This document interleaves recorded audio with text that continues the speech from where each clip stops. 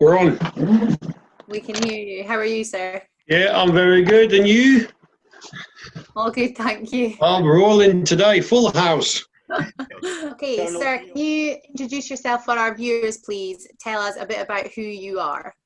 Yeah, I'm Lieutenant Colonel Col Brotherton. I'm the commanding officer of the Cadet Training Centre down at Frimley Park. Sir, could you tell us a little bit about your military career? Now, you've been in 35 years, I think it is. And you've done a lot of things in your career. Can you tell us a little bit more about some of the roles and stuff that you've been involved in?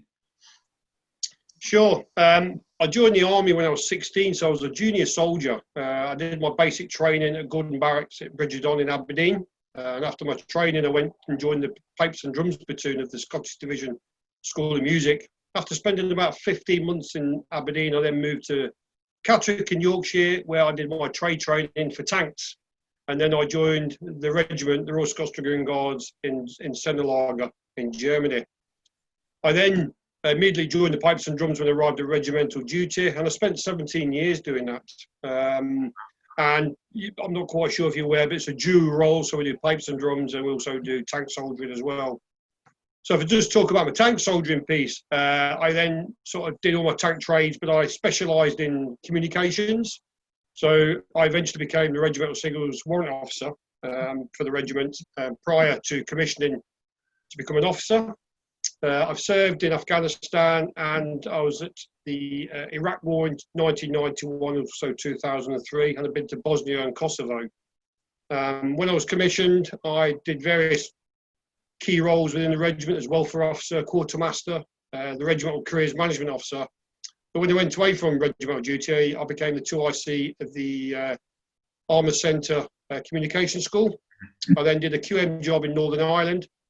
I also then went back to regimental duty to be a squadron leader, and I also became the project officer, bringing the regiment back to Lucas about 4 or 5 years ago.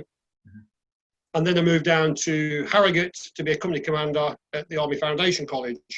After that, I moved into Southern Brigade headquarters, where I was working in engagement. So I was mixed a lot with schools and youth and different cultural groups in the Midlands to try and persuade them about the goodness of our British Armed Forces. And then I was selected for promotion, and I ended up here in Frimley as the commanding officer.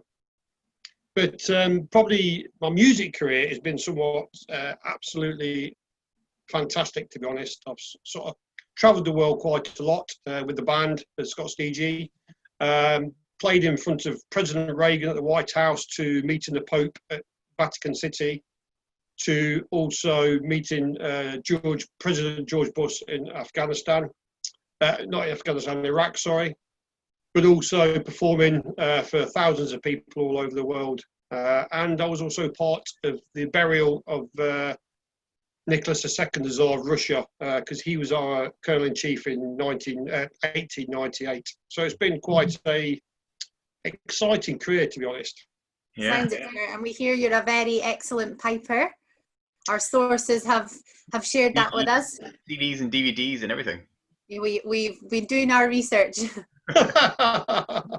So, sir, you've obviously had a really extensive Army career, and you're now CEO at Frimley Park. Can you tell us about some of the routines and traditions that you plan on keeping there, and maybe some of the new ideas that you're going to bring to the table?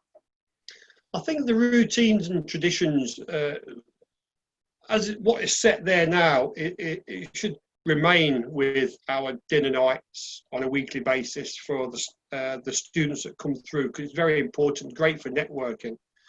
But I think the key thing for Frimley is that now we've got the new build. The old dining room became obsolete to a degree, but we've now transformed that into a high-tech conference centre.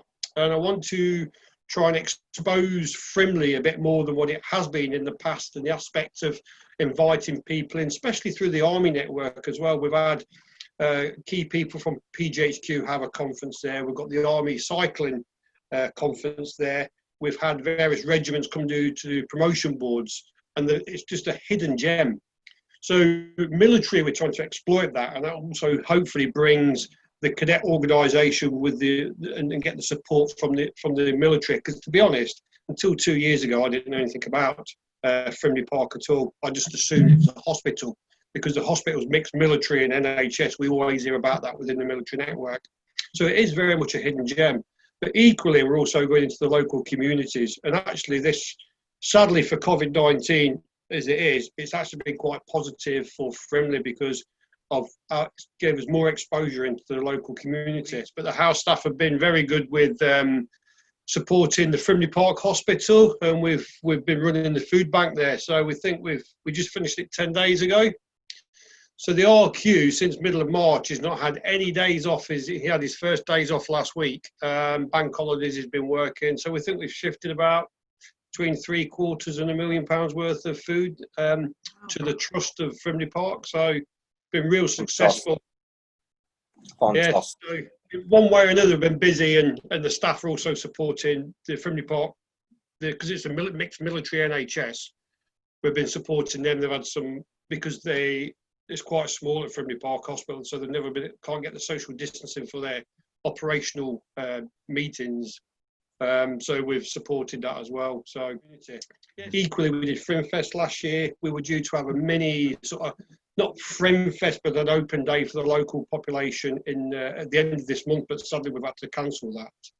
But also we're engaging with English Heritage because it is a listed area, Frimley Park, and therefore there's quite a few people want to come and see it on site because there's a big fence around it. People can't get on there. And it always reminds me, last year at Frimfest was an 87-year-old lady who said, I've lived here all my life, but I've never been able to go and see in Frimley Park.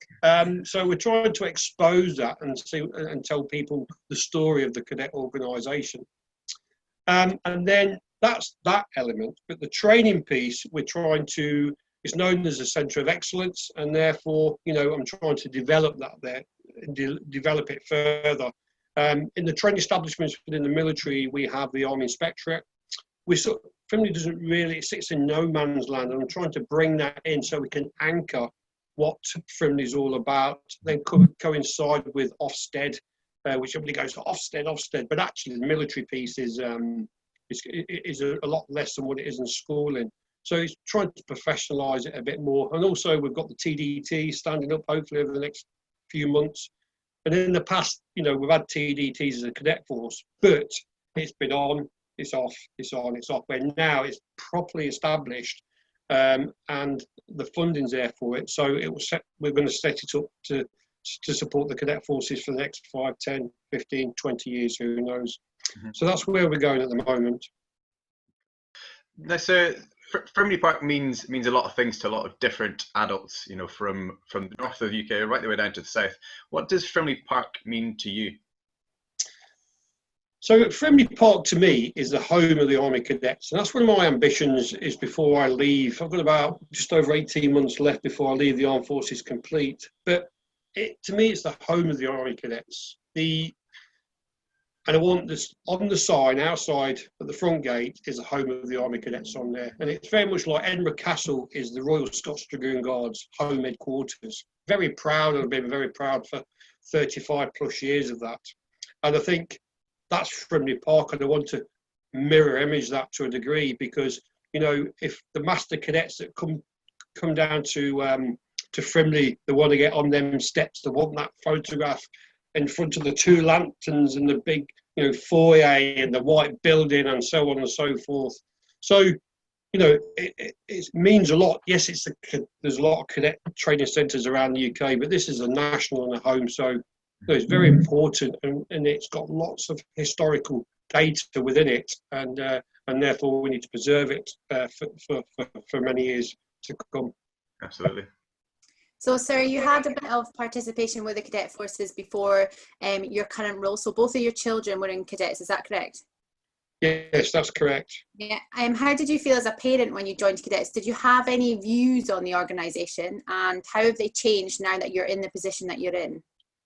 So as a family, we've always been part of a uniformed youth organisation. My wife has been involved with Guides and Scouts for over 30 years. She's been the Snowy Owl and the Arcala and the car, and also a district commissioner. And I've been on the peripherals of all that by supporting and making egg banjos for the cadets or not for the cadets, for the scouts or guides, and hot chocolate and hot dogs at supper time and things, and supporting in various activities that we do. And so my children, Thomas and Oliver, have always been part of something. When I was in Northern Ireland, posted to Northern Ireland, my eldest son Thomas, he then went to a school in Belfast that had a CCF. So he actually joined the CCF first. Very excited, and I thought it would be a natural progression because what I did. Then we moved back to the UK, into England, and my son then took up the ACF. My youngest son was not interested at all. However, my wife, Sally, then said, listen, you will go for 3 months. And that 3 months lasted for probably 2 to 3 years. So I suspected, because of the job that I've done, and they've followed me from Germany and around the place, that they may look at that sometime.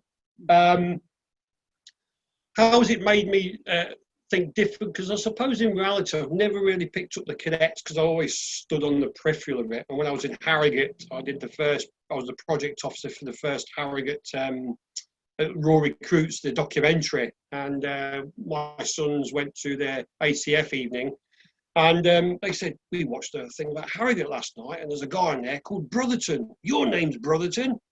And the boys went, yeah, is that your dad? And then so I sort of got dragged into it slowly. But when I was at 7th Brigade in engagement, I used to go and inspect different detachments. And as well as going around the engagement space within the schools and different cultural groups, there was no real cadet balance and engagement with that. So I started to take that on board there as well. But I suppose I really only come onto it 100% is when I went to Frimley. And I think the best way to explain it is, as my wife would say, is that the Army Cadet Force, or the Cadet Forces, are the sports cars of the youth organisation. So you're the Lambert, the McLarens and so on and so forth. And actually, when you really think about it, having involved with the Scout organisation for 30 years, I can see where that is, because I think we're a more professional, and we're very lucky because we also have the funding support from the government to support everything that we do, which is absolutely brilliant. But I think we look at us adult volunteers and try and professionalise them as best we can, in order that we can then deliver that fantastic cadet experience. That's my belief anyway. Yeah, absolutely. So my detachment is a Lamborghini. I'm just throwing it out. Yes. I wouldn't expect any more. So it's very clear to see, that you're very passionate about the development of young people. Now, we know that you've done a lot of charity work at the youth engagement at Harrogate. Can you tell us a little bit about your charity events? Well, I think overall, throughout, I suppose, the last 30 years, I've sort of been involved with the youth in one way or another, as I said, through the cadet, not the cadets, so I keep saying it's a natural thing to say cadets rather than the Scout Association. But also I've run, football teams, as well as teaching in schools, and I, even now I volunteer to teach at the Gordon School down in Surrey, the bagpipes, and support the instructor down there. So, and then when I went to Harrogate, it really sort of, I got into a bit more depth of.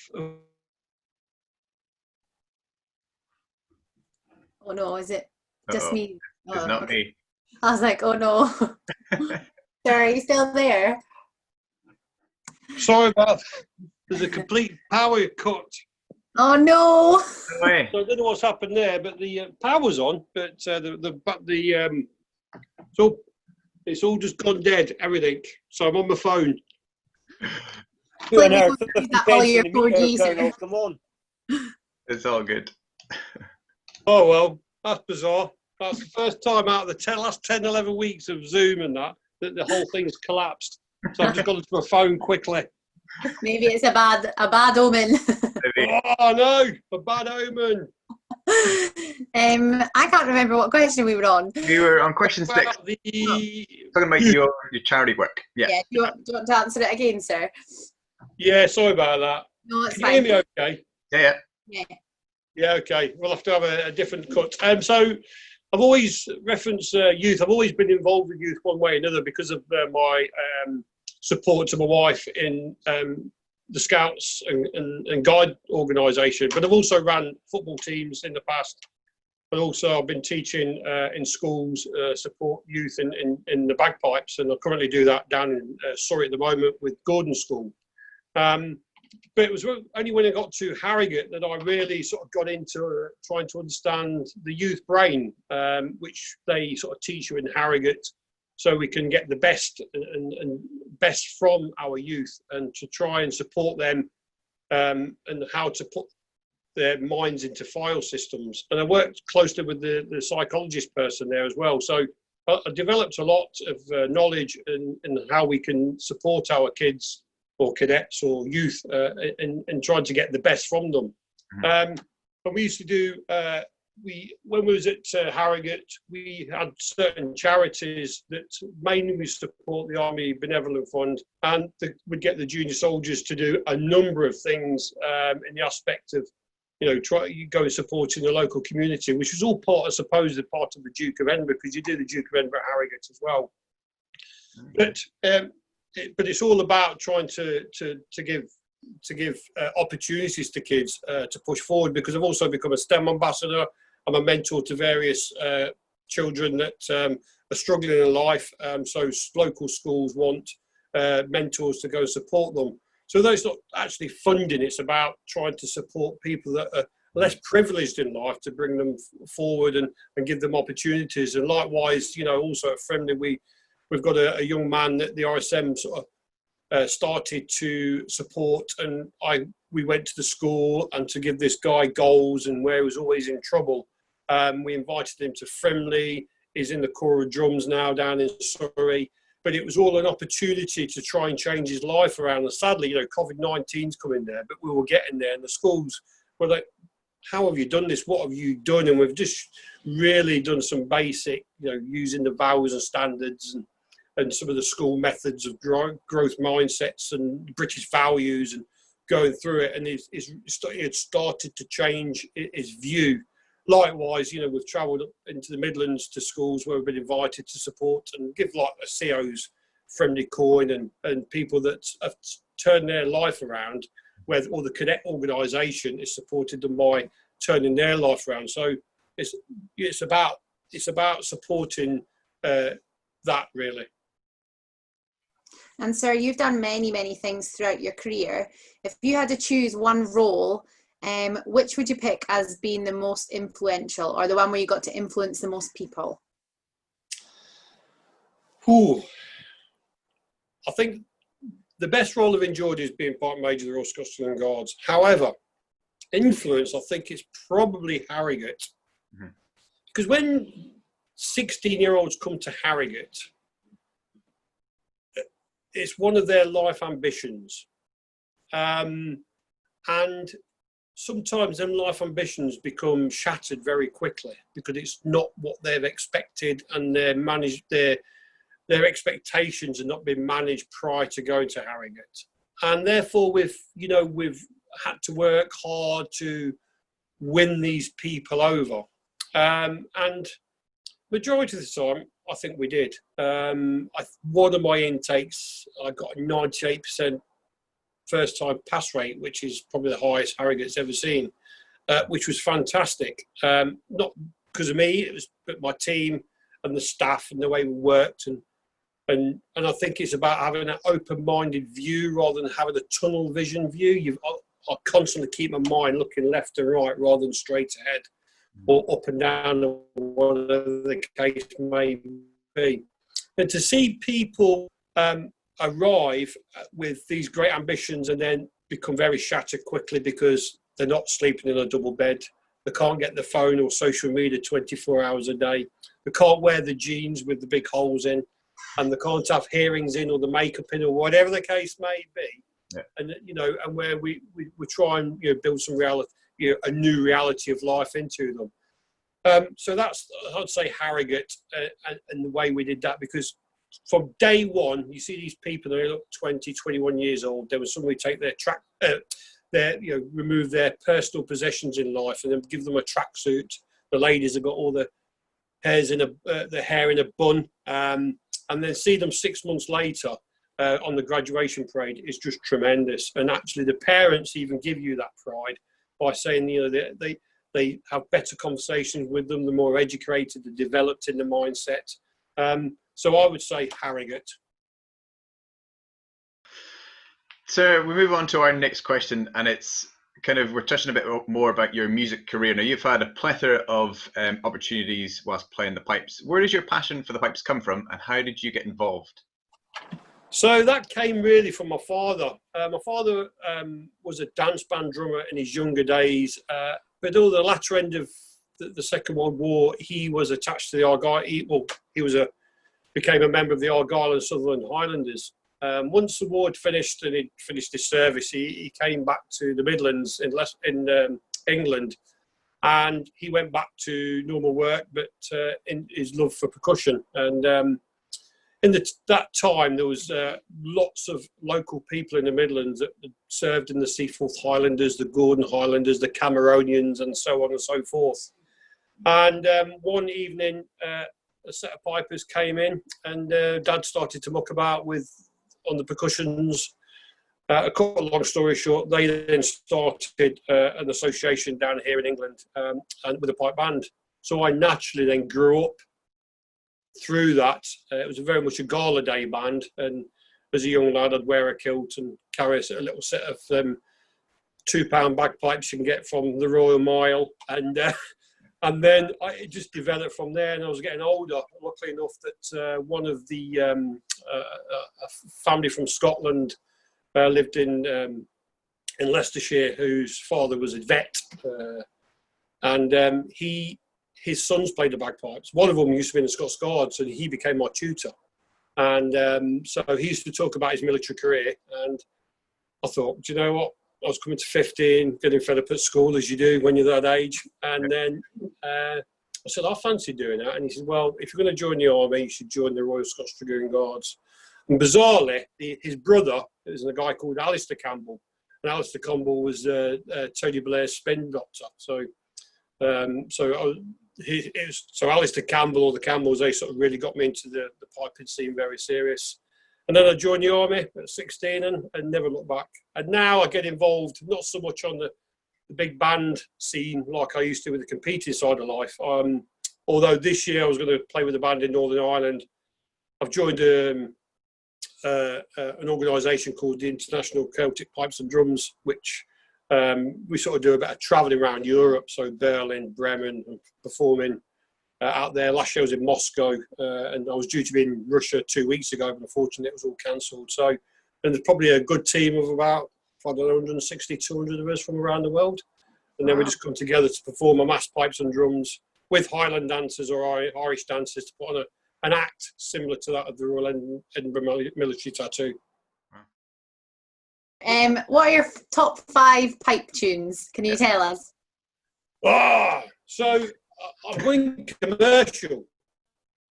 So I like the Last of the Mohicans, and I think Hine Cathedral, because I played at my wedding, and I've played that at many weddings, and actually, which is great. It was composed by Germans, bizarrely, specific for the bagpipes. There's 2, so that's my commercial end of it. If I go on to the hardcore, as they say, is Lord Alexander Kennedy, which is a 2/4 march. I like the Mason's Apron, and I like a reel which is called the Macpherson of Inveran. Great, thanks, sir. Well, thank you for answering all of those questions. It's been great to find out a little bit more about you.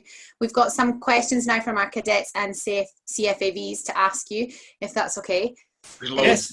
First one is from Colour Sergeant Liz Allen, who is our Forest Detachment Commander, and she has asked, was the ALM dinner at the end of February the most memorable dinner for you?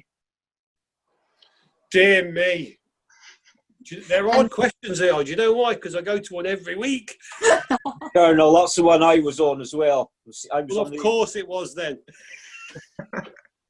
Yes, absolutely. I think, all these dinner nights, they're very important for networking across, regions and between battalions across the UK. Very important. And that's one tradition, we need to keep there.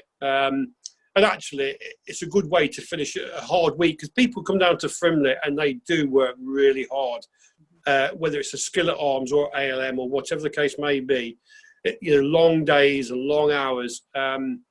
So that Thursday night is a good release and just relax.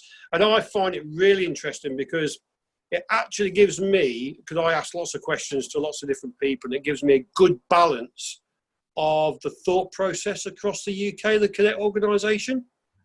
So it's very educational for me. And if, sometimes I get asked questions from regional command, and therefore, I've got some good balanced answers to some of the questions that I get asked. Next question then is from SSI Innes McLeod over at West Lewis, and he's asking, is there a moment that has stood out to you during your time at the Cadet Training Centre? There's not a particular one, but what I will say is the Master Cadet course. The Master Cadet course, I think... Reed's favourite. Say again, sorry? Colonel Reed's favourite. Yeah. I think the Master Cadet course is brilliant. I see these, it's a bit like Harrogate, and that's what it reminds me of. So where I get them on day one in Harrogate and 6 months later the graduation parade, that happens on the Master Cadet. On the Monday or Sunday night, Monday morning, and then at the dinner night on the Thursday night, there are different people. And they stand, I would say, 300 foot higher than what they did on the Monday morning.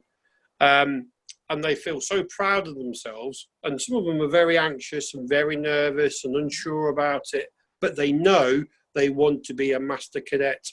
And to be honest, we push them through the paces. We really do. And I tell them that this week is going to be a difficult week for you. It's going to be hard at times and easy at times, but as a team, you'll be fine. But more importantly, you'll learn a lot about yourself.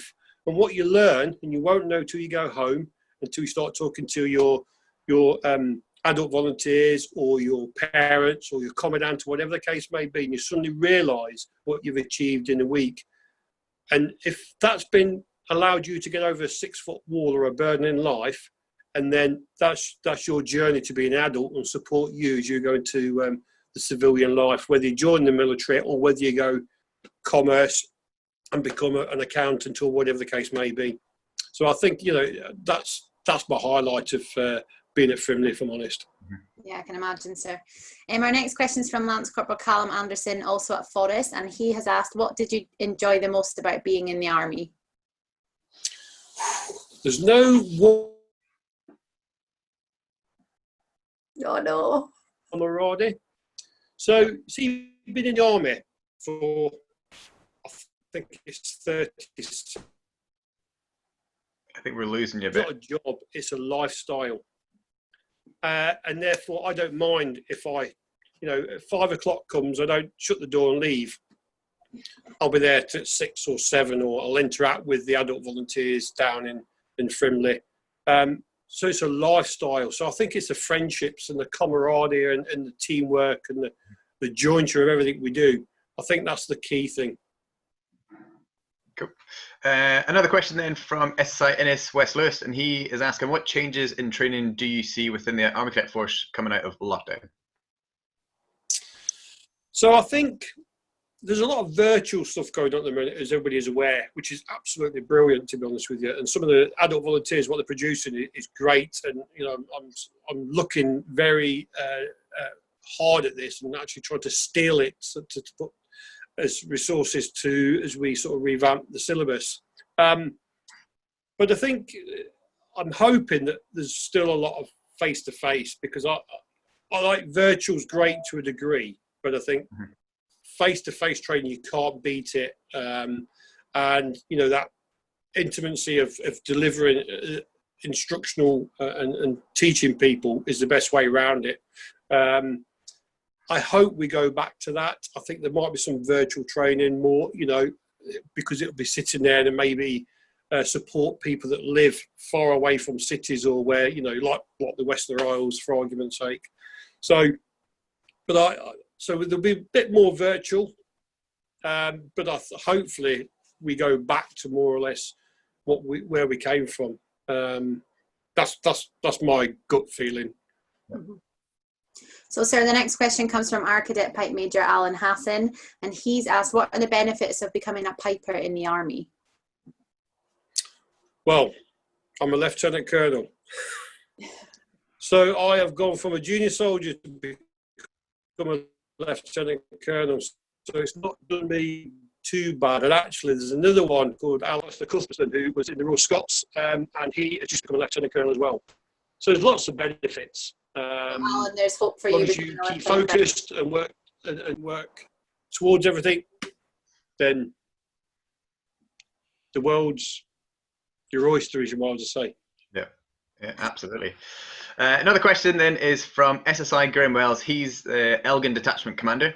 And he is asking the question, how different is dealing with a TV production team from dealing with soldiers? TV production team. So I'm assuming he's on about the project of Harrogate then. Yeah, I'm guessing, yeah. Yeah, so what I did there before we started filming, I did a bit of sociable, good cavalry officer, sociable meetings, so at a bar and out for meals, so I could understand them and they understood me. And that really set a great foundation to allow us to produce the actual documentary we did, because there was lots of trust there. So, and because some of the production or some of the filming was done behind scenes, so the army as such could not see what the cadets or the junior soldiers were saying. So we had a lot of trust in there, but quite easy. You know, I controlled that on a daily basis, and they only came in probably 4 times a week or when they were needed. At long days, obviously, but that's how I got into the production team, and we had a really good working relationship, and I think the end product was really, really good as well. So basically it was having a meal and having a few drinks. Yeah. Getting to know someone personally. So our last question, sir, comes from Pipe Major Kirsty Campbell, and she's asked, what was the best gig you played with the Scots Dragoon Guards and why? She's also asked if you have any good Major Ross Monroe stories. Well, Ross Monroe was one of my pipers when I was the pipe major. So he was a young lad at the time. So I've got lots of good stories, but I won't say it on this for means. Always the same, isn't it? But I think gigs, we did loads. So from playing in front of the Pope at the Vatican to playing Edinburgh Castle with Mike Oldfield on Tubular Bells 2, to, you know, playing in front of the White House, and even when we went to Los Angeles and met Mickey Mouse and Donald Duck. I mean, that was absolutely fantastic. Did you meet There's lots of memories of it, and I think probably one of the big highlights was back in the 80s when the band was in grade 1, and we were sort of, you know, winning, you know, getting in the prize list of the grade 1 championships in the Europeans and the British and things like that. That's great, thanks, sir. We're going to move on to our quick fire round. So you might have seen this done before. We ask you an either or question and you have to choose your favourite answer. Okay. So the first one is cat or dog? You've just been cut out. Sorry, let's do that again. Sorry. Cat or dog? Dog. The truth or dare? Truth. Phone call or text message? Phone call. Sweets or crisps? Crisps. Tea or coffee? Tea. Amazing Grace or Highland Cathedral? Amazing Grace. Vintage pipes or modern pipes? Vintage. A TV or book? TV. Sergeant's mess or officer's mess? Officer's mess. Summer or winter? Summer. Harrogate or Frimley Park? Ooh! Both. You can't choose both, sir. Where are we? We've got a Challenger 2 tank or the Jackal? Challenger 2. Skydive or bungee jump? Skydive. Dancing or singing? Definitely dancing. Synthetic or cane drone reeds? Cane drone reeds. Green, Green or grey? Grey. Great. Heavy machine gun or grenade machine gun? Grenade machine gun. Fieldcraft or navigation? Fieldcraft. Gin or port? Gin. DPM or MTP? MTP. Bagpipes or your wife? Bagpipes or my wife? My wife would say bagpipes. I hope she doesn't see the interview. To be honest, she's always said, I'm number 2 in your life. Your bagpipes are first. Yeah, absolutely. So then the last one then is, do you prefer to save money or spend money? Save. Save money. You're a save money. Sarah, thank you very much for answering all of those questions. It's been great to interview you today. Thanks for joining us. Thanks, Lieutenant Colonel Reid, for popping on to say hello. Sarah, do you want to speak to Lieutenant Colonel a bit more? Just a quick one, Breon. Are you getting the pipes out for 10 o'clock tomorrow morning? I'm not actually. I did it for VE Day. I went into the city of Leicestershire and played at the memorial for that for the council. But tomorrow I'm not actually, sadly. I've got a meeting on, so it's taking me on to that. So, Sarah, we were going to ask you if there was any chance you wouldn't mind sending us a video of you playing your pipe so that we can include it in our interview. Would that be okay? Yeah, I'll try and get something for you. That would be amazing. Thank you so much. Do you know, Colonel Breon, do you know Heroes of St. Valerie? I do, yeah. Could you play that if you wouldn't mind? I've not played my pipes for about 8 weeks. That's no excuse, Colonel. Come on, come on. Not the Bike night major practice and all there. that. It's like riding a bike. All right then. Okay, no problem. Take care, everybody. Thank you very much indeed. Thank you very much. Cabernet. Cabernet, yes. Not only in memory of the 51st, but also dedicated to the Army Cadets, Scotland, the heroes of St. Valerie.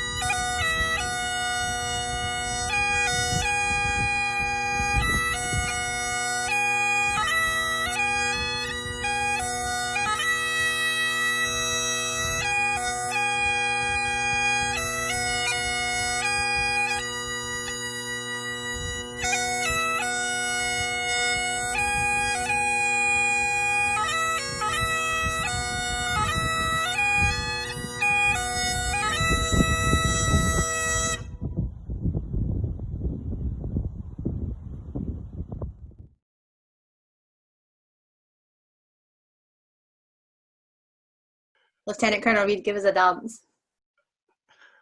Doot, doot, doot. Uh-oh.